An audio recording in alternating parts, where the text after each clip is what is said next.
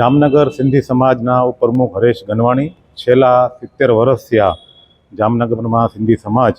આ દશેરાનો વિજયાદશમીનો ઉત્સવ ઉજવે છે, જેમાં અમે લોકો લગભગ 20 દિવસથી આની તૈયારીમાં લાગી રહ્યા છીએ અને એમાં 3 પુતળાનું અમે આયોજન કરીએ છીએ, જેમાં રાવણ લગભગ 35 ફૂટનો હોય છે અને મેઘનાદ અને કુંભકર્ણ એ બંને 30 ફૂટના હોય છે.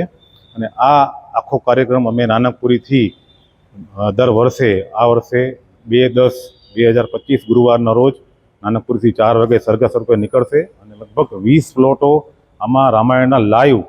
જીવંત પ્રસારણ રૂપે ત્યાં અમે 20 પ્લોટોનું સરઘસ કાઢી અને એ જામનગરના અલગ અલગ વિસ્તારમાં સરઘસ રૂપે નાનકપુરી ચાલુ થાય. નાનકપુરી, આપણે હવાઈ ચોક, બર્ધન ચોક, દિગ્વિજય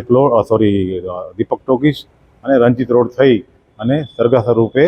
રાવણ દહનના કાર્યક્રમે પહોંચે છે. અને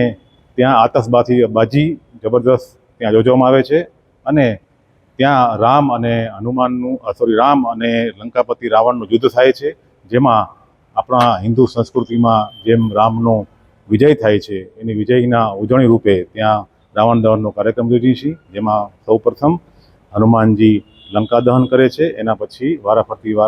ત્રણેય પુત્રોનું દહન થાય છે. અને આ રીતે અમે સમગ્ર સિંધી સમાજ, સમગ્ર હિન્દુ સમાજને સાથે લઈને આ કાર્યક્રમ 70 વર્ષથી યોજે છે.